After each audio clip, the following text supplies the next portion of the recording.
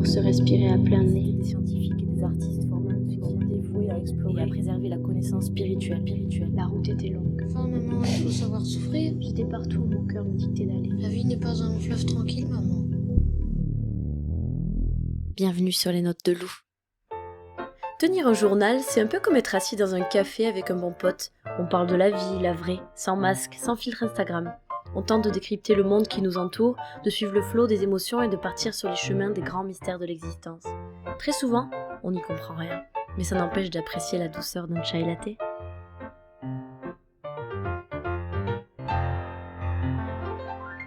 Épisode 2, être vrai. Ce matin, en ouvrant mon appli Instagram, ça m'a rappelé ma rencontre avec la coriandre dans une soupe thaï. Au début, c'était intéressant, doux et réconfortant, jusqu'à ce que quelques feuilles de cette aromate, que dis-je, une branche, se glissent sous ma dent. Ma pote Mathilde, qui vivait vraisemblablement la même expérience, m'a regardée avec un regard de détresse, puis un « Mais qu'est-ce que c'est que cette merde ?» sauvage est apparu. Donc voilà, Instagram c'est comme une branche de coriandre, on peut tout à fait remettre en cause son existence. Bref, je venais de me lever et puis en scrollant machinalement mon feed, comme disent les jeunes, je tombe sur la vidéo d'un couple. Ils sont ultra beaux gosses, lui bronzé, bodybuildé, torse nu et une barbe de 3 jours soigneusement taillée, elle tout aussi belle avec ses cheveux longs bruns et brillants. Ils s'embrassent langoureusement dans un lit. Je vérifie pour voir si je ne me suis pas trompée de réseau social. Ouf, je ne suis pas sur Pornhub, mais ils attirent quand même mon attention. Ça se m'amour, ça se regarde intensément dans les yeux, ça se roule des grosses galoches en veux-tu en voilà. Cette vidéo est interminable, mais je la regarde quand même jusqu'à la fin, pour la science. Je peux pas m'empêcher de m'imaginer le making-of. C'est con, ils ont mis un trépied, vérifié si le cadrage et la lumière étaient bons, et puis ils ont dû se dire « Ok, à 3 on s'embrasse, mais tu montres bien que tu m'aimes, le but c'est de rendre jaloux le plus de gens possible, ok ? 1, 2, 3 » Et en 20 secondes de vidéo, ils ont participé à la grande industrie du fake. En 20 secondes, chaque personne qui aura regardé cette vidéo se sera peut-être dit « Oh, c'est trop mignon !» ou comme moi « Mon Dieu, mais sortez-moi ça du tour, mais laissez-moi regarder jusqu'à la fin tout de même !» Mais qui, dites-moi, qui est sorti du visionnage en se disant « Ah ben moi, ça m'a rempli cette histoire, je suis reboostée, ça m'a fait du bien de voir ça Thierry, attrape-moi une binouse, on va fêter ça !» Mais qu'est-ce qui est vrai là-dedans ? Des fois, j'aimerais tellement avoir des sous-titres pour la vie. Des sous-titres qui montrent tout ce qui est marqué entre les lignes, tout ce qu'on ne sait pas, les sous-titres de la vérité. En dessous de ce mec sur la vidéo, il y aurait par exemple marqué « Je t'ai trompé, Jessica, et tes pancakes sont dégueulasses. » Mais vous imaginez si le monde était authentique et vrai ? Ce serait une grosse poilade. D'ailleurs, si c'est pas déjà fait et que vous voulez avoir un semblant de feeling pour ça, je vous conseille de regarder le film Mythomane, qui parle d'une société où le mensonge n'existe pas. D'après les rumeurs, il rendrait honnête. Vous me direz, mais tout ça me questionne. Est-ce qu'on peut toujours être vrai sans se faire manger ? Est-ce qu'on est toujours obligé de faire croire qu'on vit sa meilleure vie pour être socialement acceptable ? C'est quoi ce bordel ? Pourquoi faire semblant ? Semblant de s'en foutre pour être désirable ? Semblant de savoir alors qu'on n'en sait foutrement rien ? Moi, ces derniers mois, il y a une évidence qui m'a sauté aux yeux. L'importance d'être vrai. La vie est trop courte pour marcher à côté de ses pompes, et puis quel bénéfice retirer d'être apprécié et aimé pour ce qu'on est à moitié, de continuer à voir des gens qui ne raisonnent plus comme nous, de faire des choses qu'on aime à moitié, un travail, une activité. Accepter d'être vrai, c'est accepter sa vulnérabilité, c'est faire tomber le masque. Et aujourd'hui, à ce propos, j'ai une invitée toute spéciale à vous présenter. Elle s'appelle Claire Prigent, elle est coach en développement personnel, et elle va nous parler de son expérience. Être vraiment authentique avec quelqu'un, c'est justement se présenter sans filtre, sans masque, sans essayer de moduler sa personnalité ou sans essayer de moduler ce qui va sortir. Il y a cette notion que potentiellement tu vas merder. Ou potentiellement ça va pas plaire à l'autre.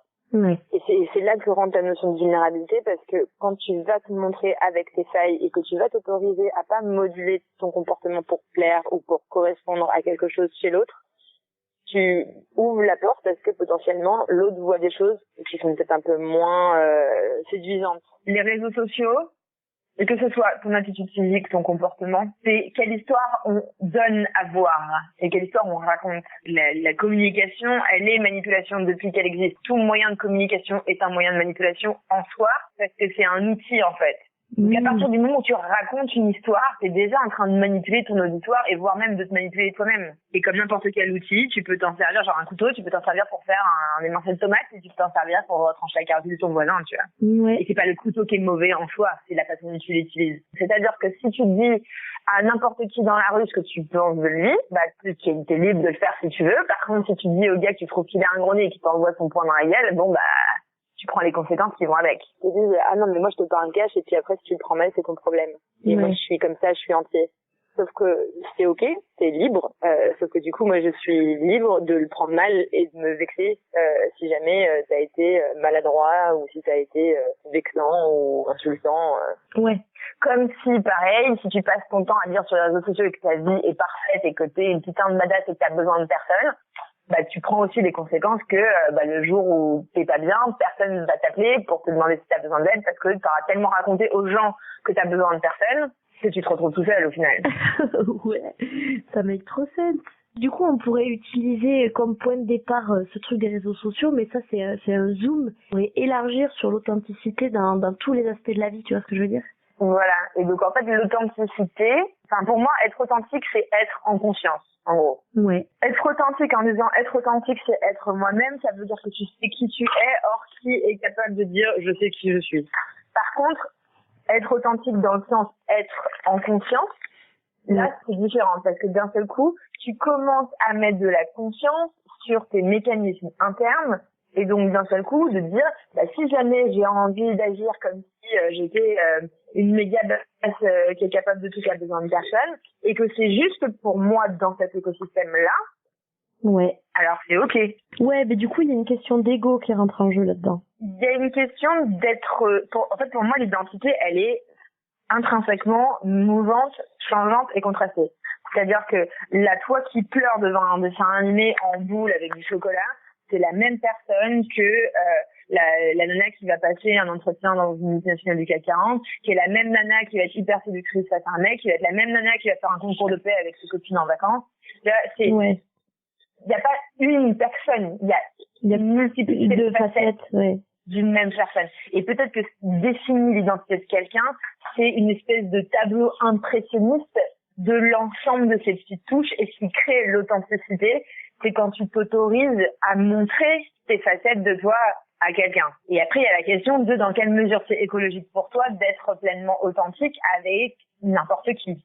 Ouais. Et donc après, cultiver son authenticité, pour moi, c'est de la prise de conscience de ces différents masques et de ces zones d'ombre. Donc, c'est-à-dire qu'il y a peut-être des facettes de nous qu'on aime moins et en même temps, c'est de les regarder avec bienveillance et de les accueillir en se demandant qu'est-ce que cette facette de moi m'apporte. Je pense que c'est plus on connaît ces différents masques, plus on en est conscient, plus on n'est plus esclave.